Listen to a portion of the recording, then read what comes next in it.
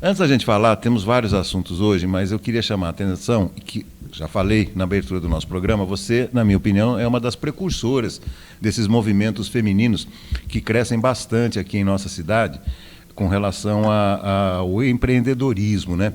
Você é uma empreendedora, né? E já falamos várias vezes sobre a sua história, sobre a sua trajetória.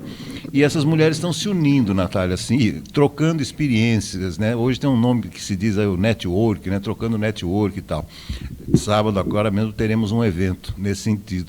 O que te chamou a atenção para reunir mulheres em torno de um negócio que você tem, no caso, o vinho? Beto, eu acho que ontem, aliás, eu fui atender um casal de noivos pela Celebrity e ela falou que ela tinha visto mais de 5 empresas de bartender. E eles tinham visto vários, o noivo tinha falado com várias pessoas e ela falava para eles, ó, falta alguma coisa, tá faltando alguma coisa nessas empresas. Eu acho que é um toque feminino. E aí eles me encontraram e aí ela adorou, ela falou, meu, faltava isso. E eu acho que o mundo falta, hoje em dia o toque feminino está em todos os lugares. Mas o mundo faltava toques femininos, onde era sempre muito masculino, né? Então, hoje, o mundo dos vinhos, graças a Deus, as formações na BS mesmo é 50-50 a sala. É 50 homens, 50 mulheres, 50% feminino. Quando eu me formei, há 12 anos atrás, era a minoria mulheres, né? Então, o que, que eu queria? Eu sabia que os homens já falavam desse assunto. Eu sabia que isso era corriqueiro na vida dos homens. Então, eu falei, por que não eu juntar grupos de mulheres para falar sobre isso, que é um assunto que as mulheres gostam, mas às vezes tem medo, tem receio, porque a maioria são homens falando disso. Então, por que não focar nas mulheres, né? E aí foi quando eu comecei com o Descomplicando o Mundo dos Vinhos para mulheres, né? Eu dou workshops para homens, né? Tudo sempre, não tem problema, mas o meu online e a maioria dos meus grupos, quando eu levo para viajar, são de mulheres, porque eu tive essa visão. Eu acho que os homens já falam sobre isso. E as mulheres, eu precisava abrir caminhos, né, caminho para as mulheres falarem disso. Tanto de vinho quanto de coquetelaria, né? Enfim. Ontem eu estava dando uma pesquisada no mundo das bebidas, a cerveja foi uma mulher que criou, né? O método do champanhe foi uma mulher que criou. Então, assim, a mulher sempre esteve lá, mas nunca foi tão falado. Então eu achei importante a gente ter essa voz e levar para as mulheres também esse assunto, né? Que era até então tão masculino. Obviamente existem enormes diferenças, né, entre homens e mulheres. Mas uma delas eu acho bastante curiosa, que é o seguinte, né? Todos somos inseguros. Acontece que os homens não demonstram e as mulheres demonstram. Você nunca se sentiu insegura, não? Por exemplo, fazer uma live, passar orientações, de receber alguma pergunta meio chata no meio do caminho. Como é que você lida com a insegurança, Natália?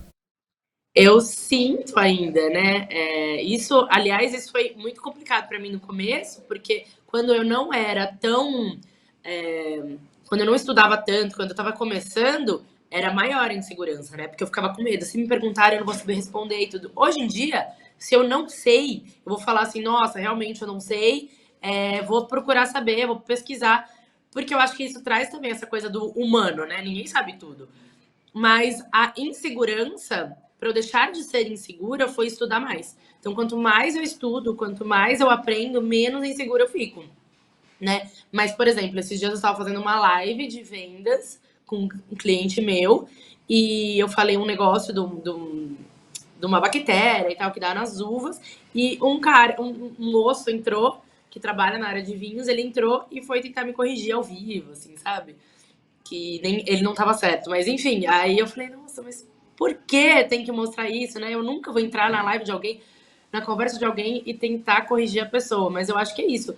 O que me trouxe a segurança é saber e estudar muito mais do que várias pessoas. Eu acho que é isso também que pega das mulheres, Beto. Principalmente nós, mulheres que atuamos em áreas que eram sempre muito masculinas, cabe. A gente sempre estuda mais, porque a gente sempre vai ser mais testada do que os homens, sabe? Então, talvez eu, como se eu fosse homem, dando uma palestra e tal, talvez não me questionariam tanto. Às vezes não é nem por mal, né? Mas não me questionariam tanto como eu sou mulher. Então, nós mulheres, para a gente se sentir segura e chegar, né? a igualdade lá dos homens, trabalhar de igual para igual, eu acho que a gente tem que estudar até mais do que os homens. Você sabe que a gente vai ficando mais vivido, mais experiente, a gente passa por muitas situações, né?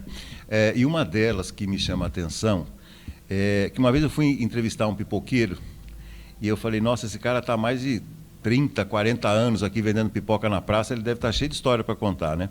Aí eu fui fazer olha, faz tempo isso, eu era repórter ainda. E aí eu fui bater um papo com ele, ele não falou absolutamente nada, ele não sabia de nada. Na verdade, ele só sabia vender pipoca e fazer pipoca no seu carrinho. Então, às vezes, a gente tem a falsa impressão, pelas características de uma pessoa, que elas sabem, que elas conhecem, né? E quem quer disfarçar que não sabe nada, normalmente não fala. Aí você fala, ó, esse aí eu sabe, hein? Ele não está falando nada e tal. E por que eu estou falando isso para você? Porque existem algumas pequenas confrarias aqui em Limeira, confrarias masculinas, né? E eu nunca fui, aliás, nunca me chamou a atenção participar desses grupos.